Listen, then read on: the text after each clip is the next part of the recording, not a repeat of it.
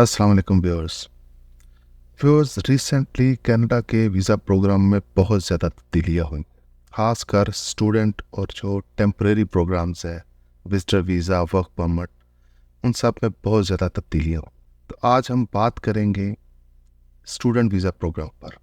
इससे पिछली वीडियो में जो तब्दीलियाँ हुई हैं उन पर हमने बड़ी तफसील के साथ डिस्कशन की है।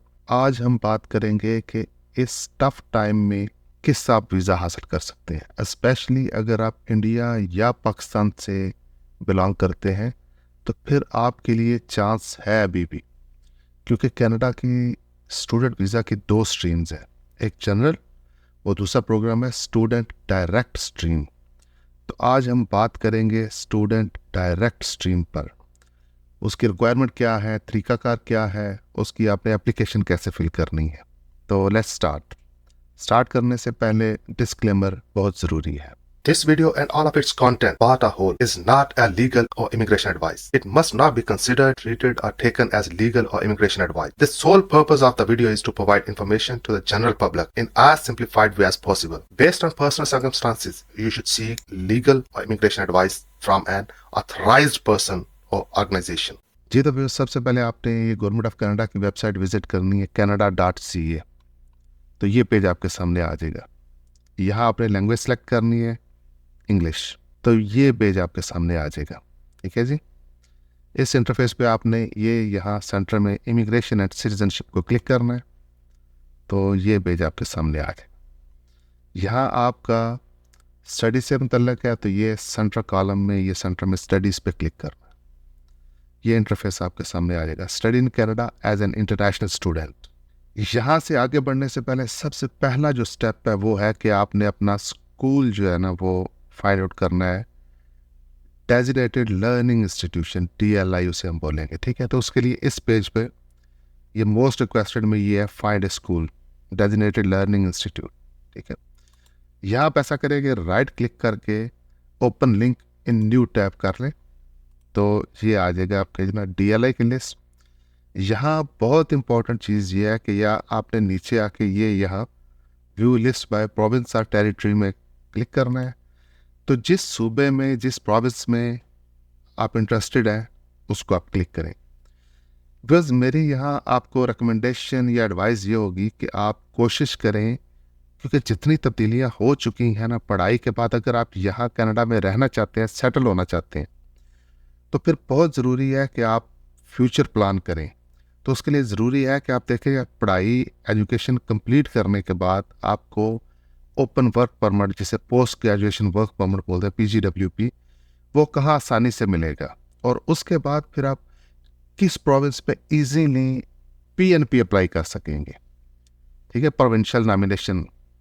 तो इसके लिए बेहतर है अभी से आप जो है ना वो डिसाइड करें। और डेफिनेटली जो बड़े सूबे हैं जैसे ऑन्टेरियो हो गया, ब्रिटिश कोलंबिया हो गया, यहाँ तो बहुत मुश्किल होगा, बहुत कंपटीशन होगा, बहुत मुश्किल है। वो हमने डिटेल सारी इससे पिछली वीडियो में डिस्कस की है।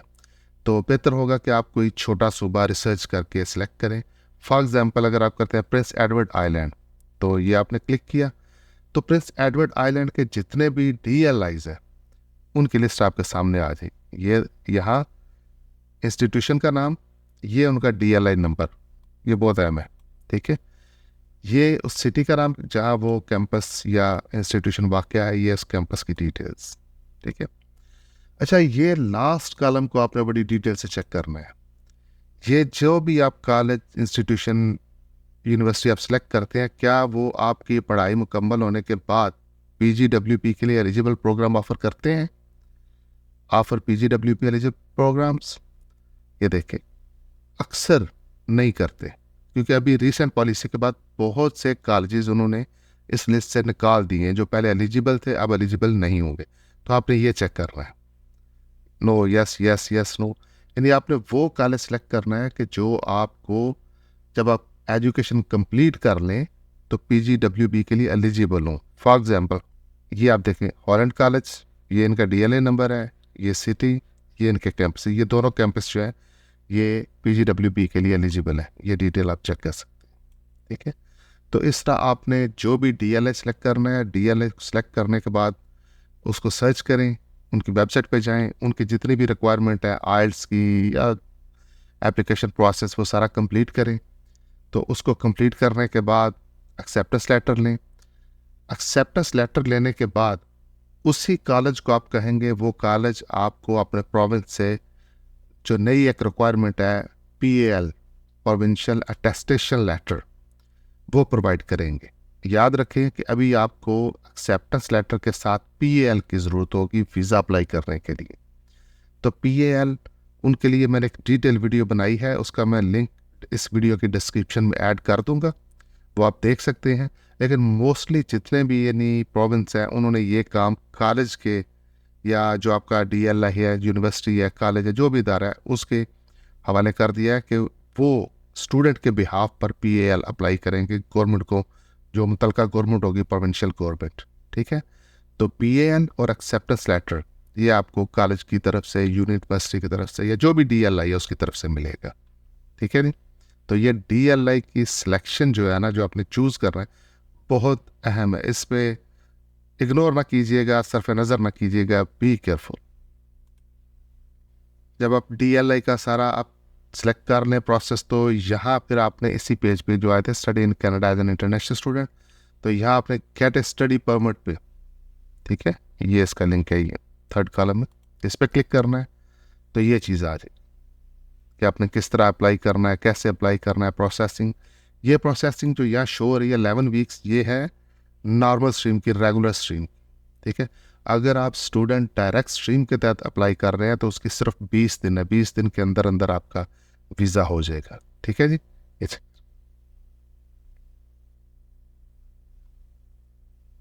ये सारी डिटेल्स अगर आप चेक करना चाहे, हु कैन अप्लाई, कैसे, सब ये ठीक है। यहाँ ये अभी जी स्टूडेंट डायरेक्ट स्ट्रीम, इस पर क्लिक करते हैं।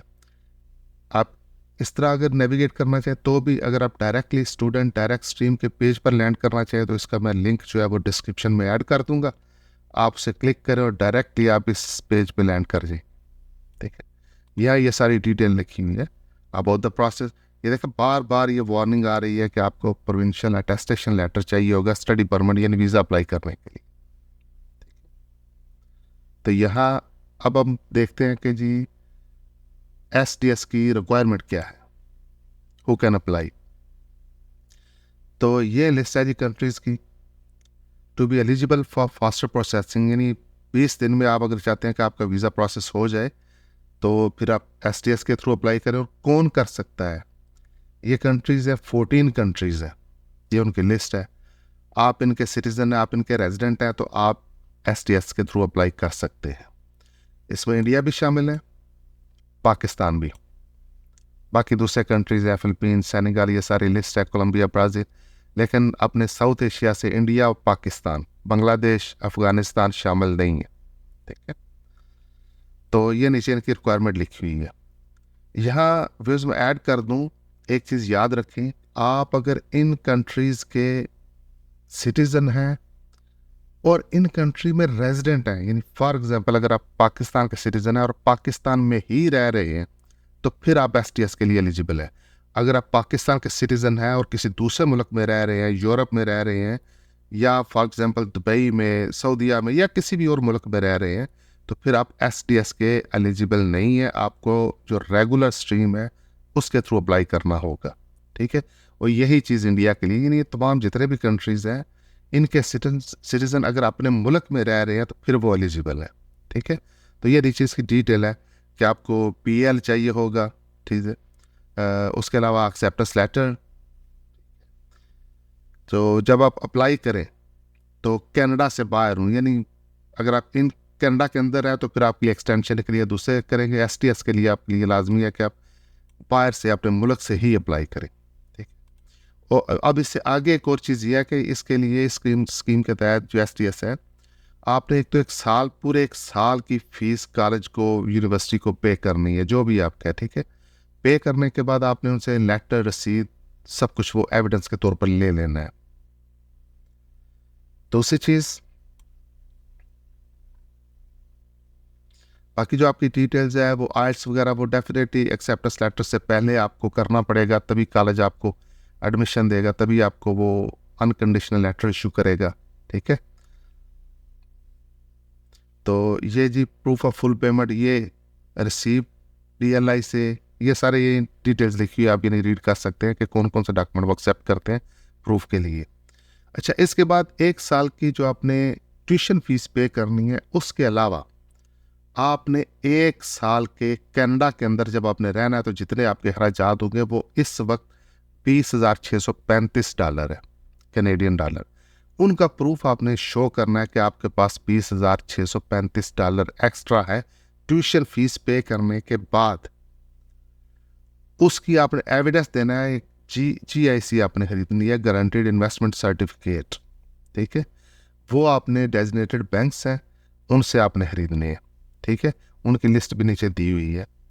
ٹیوشن فیس پے کریں گے، اس کے بعد یہ آپ GIC خریدیں گے. ٹھیک ہے، یہ ساری اس کی ڈیٹیلز ہے. GIC آپ کی ہوتی ہے وہ آپ سرٹیفکیٹ لے لیتے ہیں. جب آپ کینیڈا میں پہنچ جاتے ہیں تو پھر آپ وہ ڈپینڈنگ آن دا کنڈیشن وہ منتھلی یا بائی منتھلی جس سے جو بھی کنڈیشن اس کو آپ کیش کرتے رہتے ہیں. اس طرح آپ کی جو اخراجات ہیں وہ ہوتے رہتے ہیں. گورنمنٹ آف کینیڈا سیٹسفائی ہوتی ہے کہ آپ کے پاس یہاں کینیڈا میں رہنے کے اخراجات ہیں، آپ کو ٹربل نہیں ہوگی. ٹھیک ہے، تو یہ انسٹیٹیوٹس کی بینکس کی لسٹ ہے جہاں سے آپ یہ انویسٹمنٹ سرٹیفکیٹ جو ہے یہ خرید سکتے ہیں GICs. ٹھیک ہے، انڈیا اور پاکستان کے جو اسٹوڈنٹس ہیں ان کے لیے، پاکستانی اسٹوڈنٹس کے لیے یہاں یہ ہے حبیب کینیڈین بینک. پاکستان میں حبیب بینک جو ہے، ان کی کینیڈا میں جو آپریشنز ہیں وہ حبیب کینیڈین بینک سے ہیں. اس کے علاوہ انڈین اسٹوڈنٹ جو ہے وہ ICICI بینک اور SBI بینکس. باقی اگر چائنا سے آئے تو وہ بینک آف چائنا دوسرے. اگر آپ یہاں سے لوکل بینک سے کرنا چاہتے ہیں، bank of Montreal, bank of nova Scotia, یہ سارے بینک کی لسٹ ہے ساری. باقی اگر اس کے علاوہ آپ کے جو بھی ڈیٹیلز ریکوائرمنٹ، یہ مین یہی ہے. اس کے علاوہ اگر آپ کو میڈیکل ایگزام کے لیے کہا جاتا ہے تو میڈیکل ایگزام آپ نے کروانے ہوں گے. ہیلتھ انشورنس آپ نے لینی ہے یہاں ٹریول کرنے سے پہلے. ٹھیک ہے، یہ ڈاکومنٹ ہے. یہ آپ کے پاس سارے ڈاکومنٹ جب کمپلیٹ ہو تو پھر آپ آگے جائیں جی اپلائی کیسے کرنا ہے.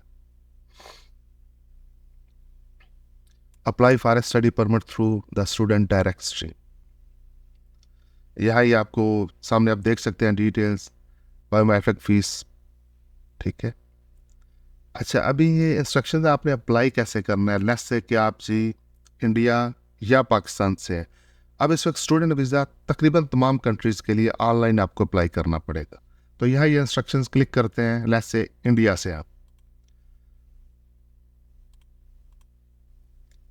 For resident of India U must apply on line. ٹھیک ہے، must apply on line. Let's say Pakistan کا چیک کرتے ہیں. You must apply on line, یعنی اس وقت آپ تقریباً کسی بھی ملک سے اپلائی کر رہے ہیں تو آپ کو آن لائن اپلائی کرنا پڑے گا. آن لائن اپلائی کرنے کے لیے لازمی ہے کہ آپ IRCC پورٹل پر ایک اکاؤنٹ کریٹ کریں. تو یہ نیچے اس کا آپشن ہے کریٹ این اکاؤنٹ اور سائن ان. اس پیج پہ آپ لینڈ کریں گے. یہاں یہ آپشن ہے سائن ان، یا اگر پھر آپ نے اکاؤنٹ کریٹ کرنا ہے تو میں نے ایک ڈیٹیل ویڈیو بنائی ہے کہ آپ نے IRCC پورٹل پر اکاؤنٹ کیسے کریٹ کرنا ہے. اس ویڈیو کا لنک میں اس ویڈیو کی ڈسکرپشن میں ایڈ کر دوں گا. آپ اس پہ کلک کریں اور وہ ویڈیو دیکھیں. 3-3.5 منٹ کی ویڈیو ہے، تو آپ کو پتہ چل جائے گا کہ کس طرح آپ نے اکاؤنٹ کریٹ کرنا ہے. میں نے چونکہ اکاؤنٹ کریٹ کیا ہوا ہے تو میں ڈائریکٹلی سائن ان کرتا ہوں. یہ تو یہاں آپ سائن ان پیج پہ ہیں، sign in to IRCC portal. Sign in کریں تو اس پیج پہ آپ لینڈ کریں گے. ٹرمز اینڈ کنڈیشن ایکسیپٹ کریں. یہ نوٹیفیکیشن، اچھا آپ اس پیج پہ آ جائیں گے.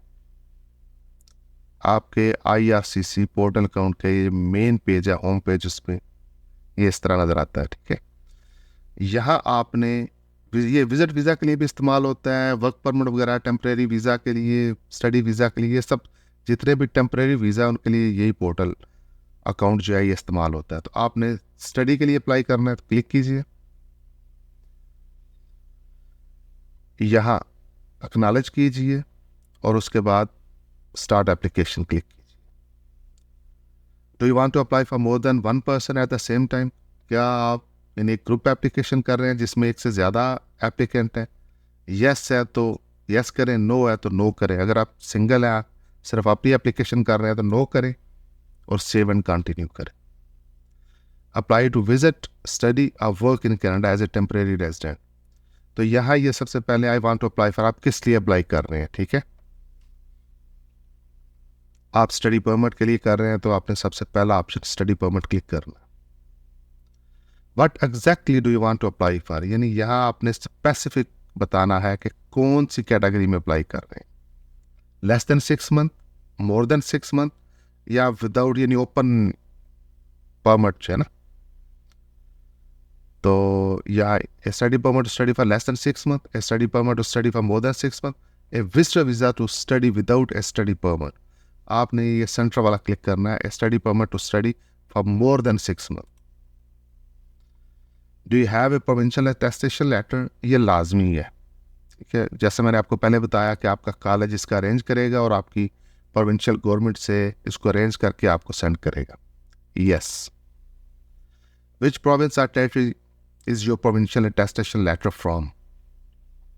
आपने बताना है कि आपका लेटर कौन से सूबे का है, यानी कौन से सूबे ने आपको क्लियरेंस दी है, ठीक है. तो आपने यह बताना है कि ओंटारियो, नोवा स्कोशिया, जो भी है, ठीक है. लेट्स से कि ओंटारियो.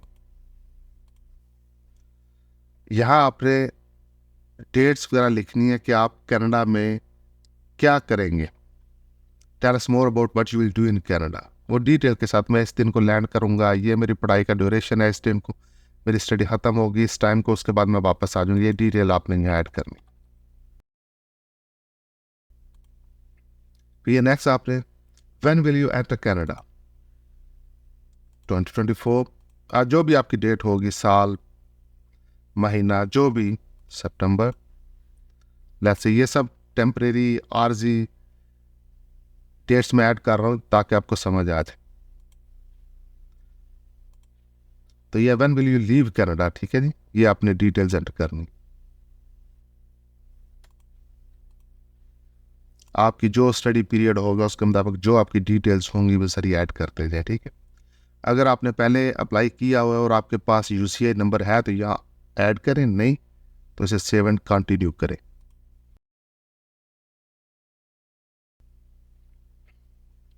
यहाँ ये confirmation you selected apply for A study permit for more than 6 months, ठीक है जी. ये कंफर्मेशन है, ये यहाँ आपको डॉक्यूमेंट चाहिए होंगे. सेव, ठीक है. कंटिन्यू करें एप्लीकेशन की तरफ.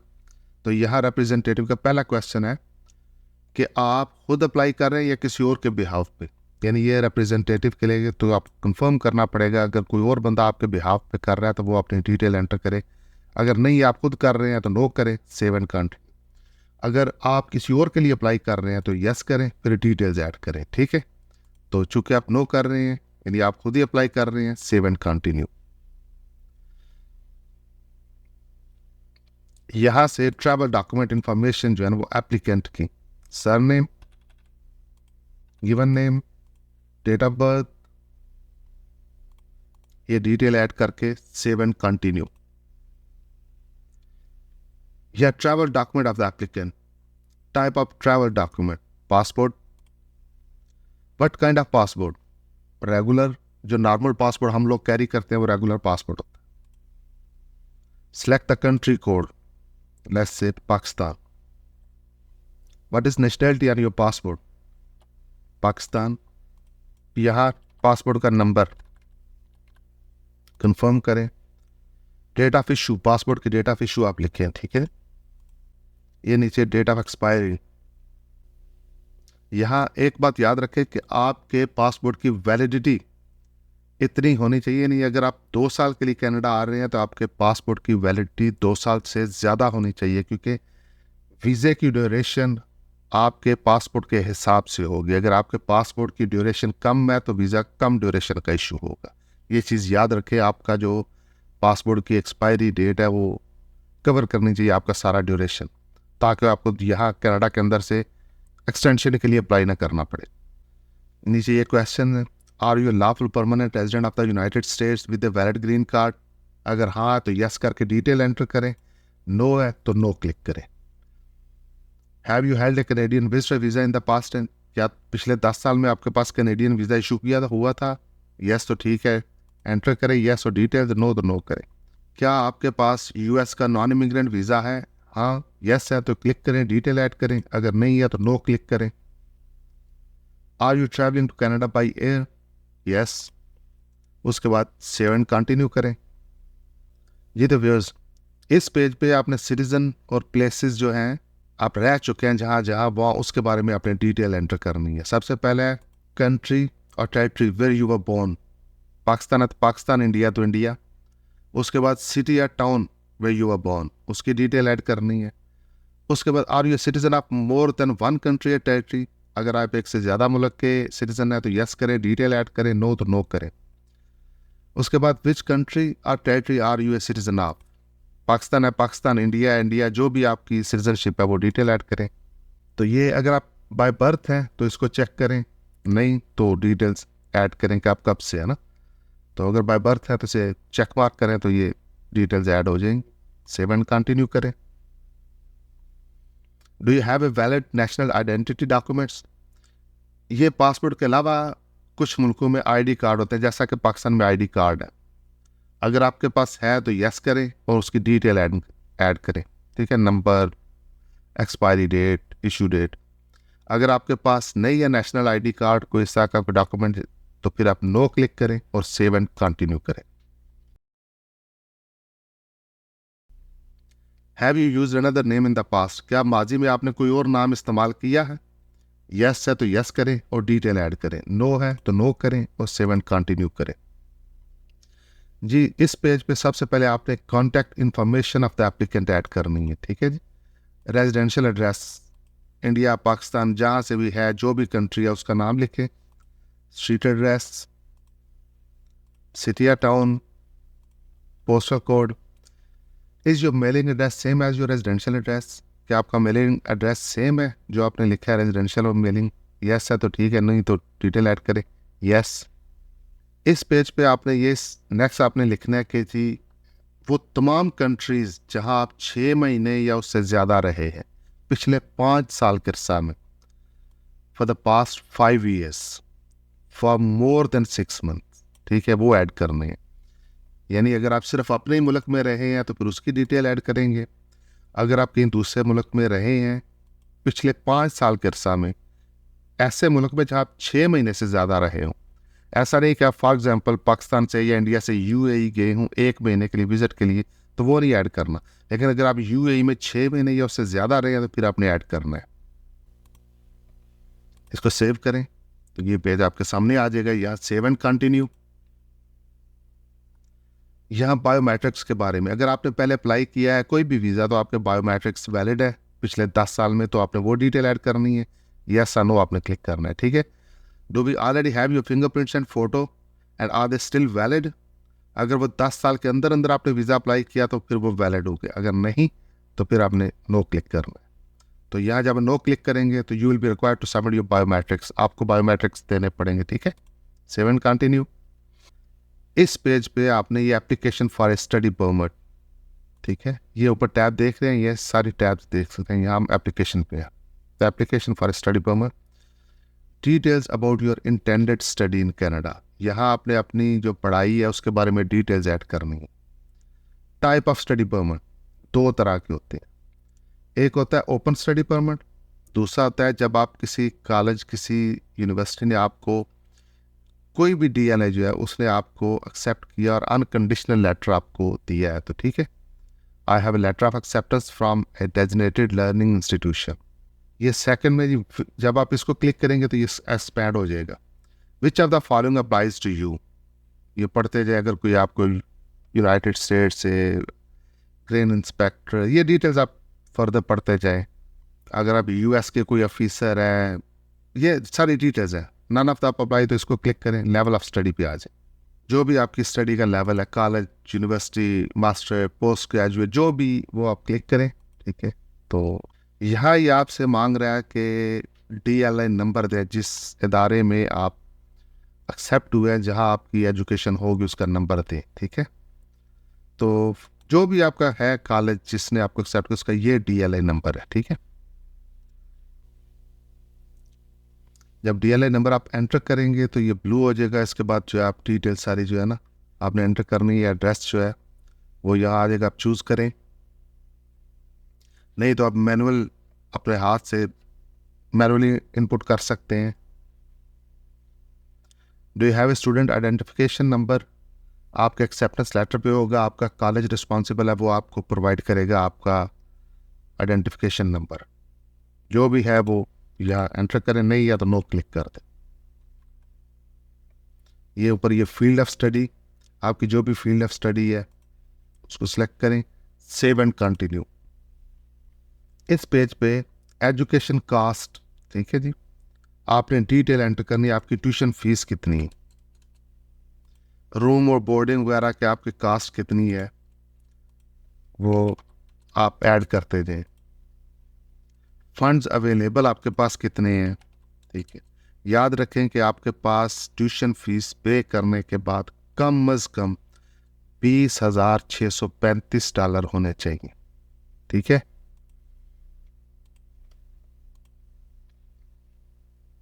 तो ये who will pay for all expenses, आपके पेरेंट्स या कोई और बंदा है, माई सेल्फ और parents.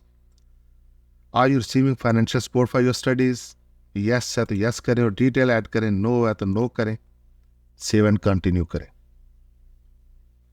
Do you want to apply for a work permit to participate in a co-op program, yes है तो यस करें, नो है तो नो करें, ठीक है।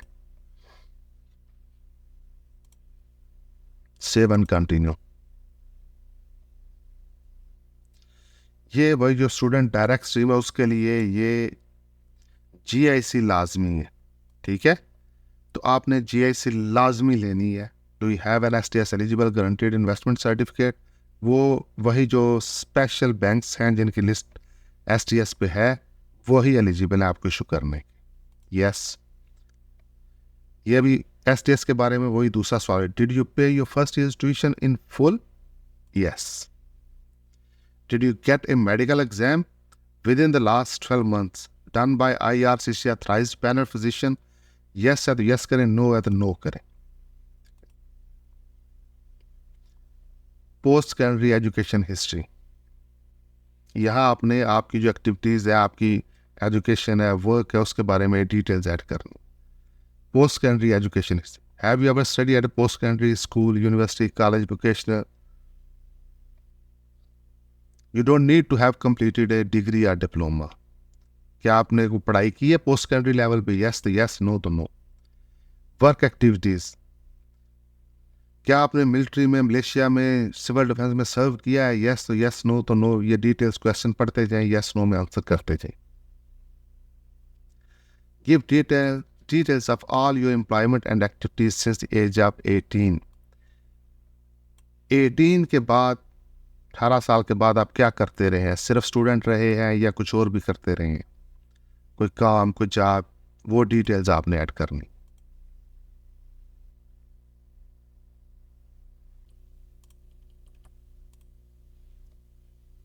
जब वो आपकी हो जाएंगी तो उसको सेव एंड कंटिन्यू करें।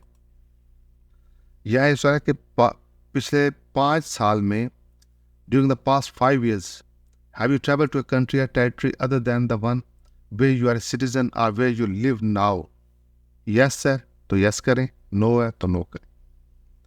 यानी पिछले 5 सालों में कोई आप ऐसे मुल्क में गए हैं आपने जो आपका होम कंट्री है उसके अलावा किसी दूसरे मुल्क या कंट्री में गए हैं, ट्रैवल हिस्ट्री ये कंटिन्यू कर रही है। कनाडा में कभी आप इलीगल रहे हैं बगैर किसी परमिशन के या कोई स्कूल के या कुछ भी, यस तो यस, नो तो नो।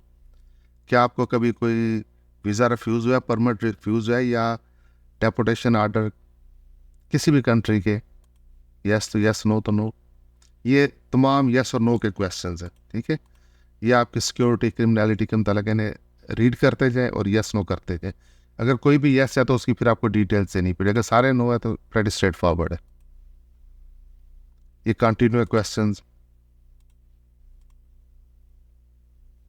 अब मेडिकल के बारे में, मेडिकल बैकग्राउंड के क्वेश्चंस हैं, ठीक है। ये टीबी के बारे में क्वेश्चन है, अगर यस है तो यस करें, डिटेल्स ऐड करें, नो है तो नो करें। ये भी मेडिकल के बारे में है, यस नो क्वेश्चन है, पढ़ते जाए, यस नो करते जाए। اب میریٹل اسٹیٹس، فیملی انفارمیشن،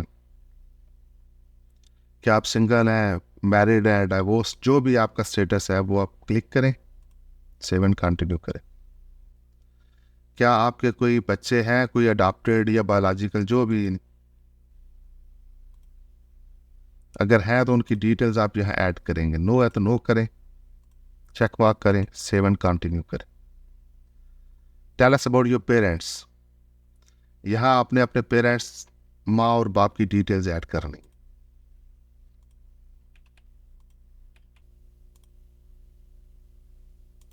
یہاں یہ کوشچن ہے کہ یہ ڈیٹیلز، کیا وہ آپ کے پیرنٹس آپ کے ساتھ رہتے ہیں، کیا وہ آپ کے ساتھ کینیڈا آئیں گے، یس نو، جو بھی آپ کی نہیں ڈیٹیلز ہے. ٹھیک ہے جی، ایڈ کرتے جائیں.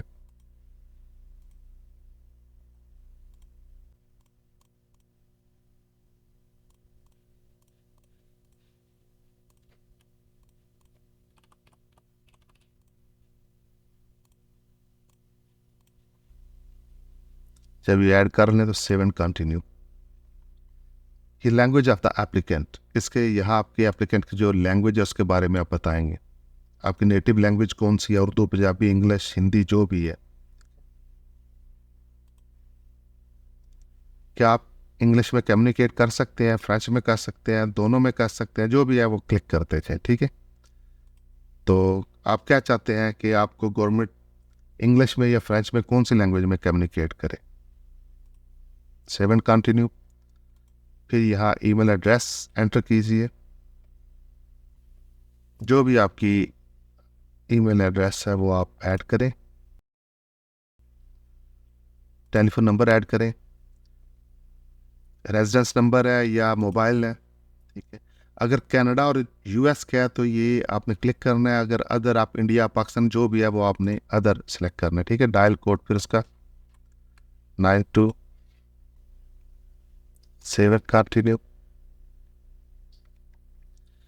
اب جو کچھ آپ نے فل کیا یہ اس پیج پہ آ جائیں گے، سمری پہ، سمری آف یور انفارمیشن.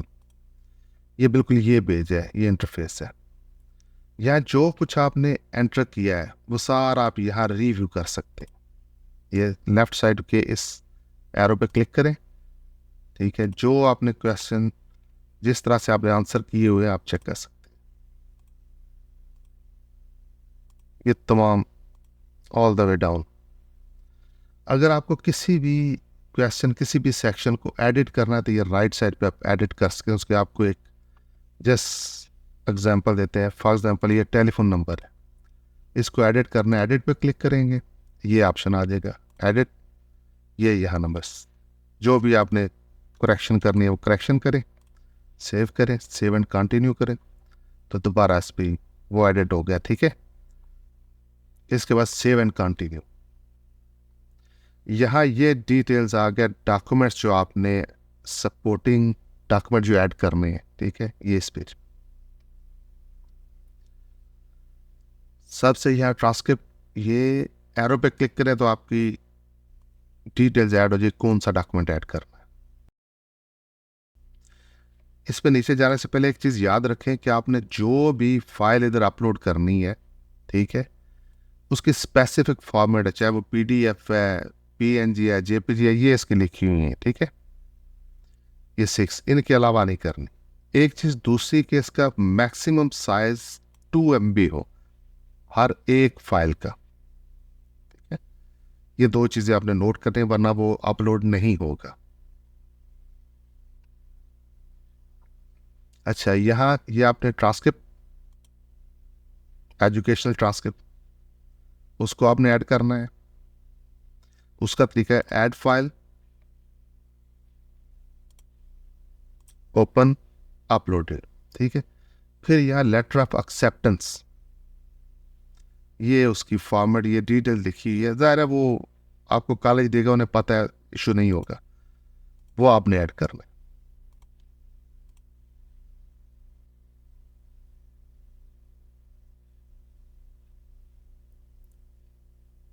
ابھی یہ دیکھیں 2 MB سے اگر زیادہ ہوگا تو یہ چیز دیکھ رہے ہیں اپلوڈیڈ ڈاکومنٹ کی، یہ وارننگ سائن آ رہی ہے. اگر آپ سیم ڈاکومنٹ ایک دفعہ سے زیادہ کریں گے تو بھی. ٹھیک ہے، یہ ہم نے جس آپ کو دکھانے کے لیے سیم ڈاکومنٹس दोबारा ऐड किया तो वो उसने ये वार्निंग साइन, ये देख रहे हैं वार्निंग साइंस, ये ऊपर it looks like you uploaded the same document more than once. इसे हम चेंज करते हैं। अब ये इधर देखें चेक मार्क ग्रीन, ओके ठीक है। ये GIC, इसको भी अपलोड करें जी।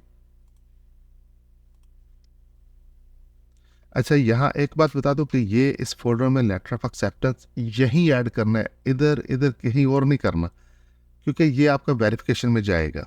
जब आप लेटर ऑफ एक्सेप्टेंस इस फोल्डर में ऐड करेंगे वो डायरेक्टली ऑटोमेटेड चला जाएगा, डिले नहीं होगा। अगर आप इसे अप डाउन कहीं गलती से कर देंगे तो फिर वो वेरिफिकेशन में नहीं जाएगा, आपकी एप्लीकेशन डिले होगी।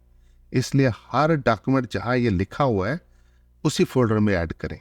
ये ज़रा सख्ती से इस चीज़ को ऑब्जर्व कीजिएगा।